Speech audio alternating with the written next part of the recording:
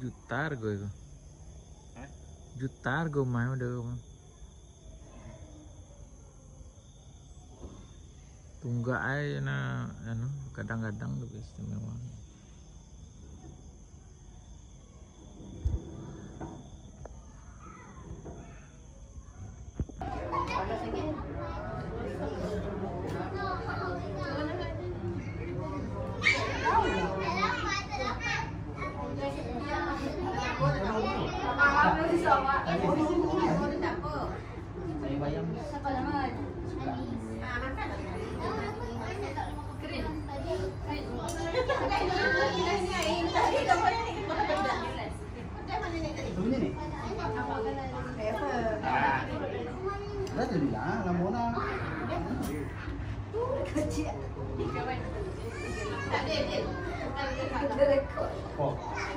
Tinggal beli lagi.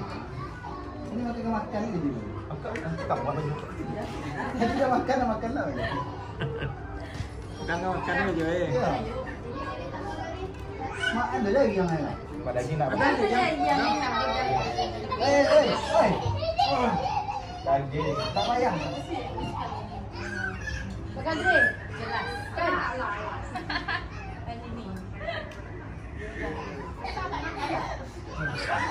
Kenyang.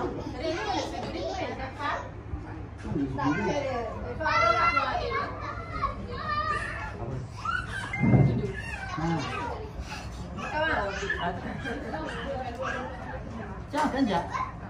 Nak. Tadi di Subang nak tahu nggak main nak tahu. Sudah ada Subang ini.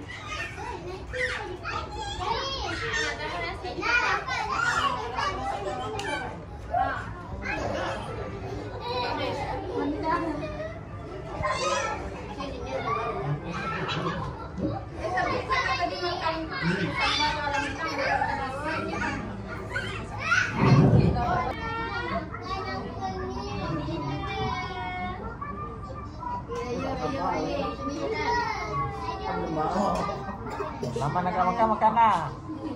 Nama nak makan.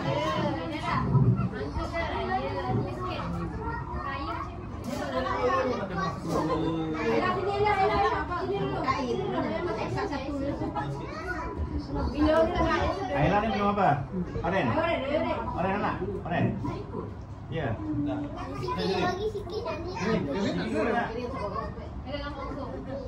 Apa aja lah. Aku tadi nampak Ada minum apa? Oren. Oren apa? Hah? Air putih. Air putih. dia lagi kecil-kecil tu.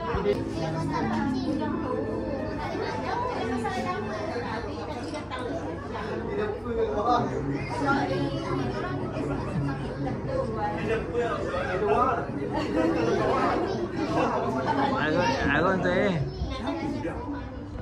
Bagaimana sih Umar?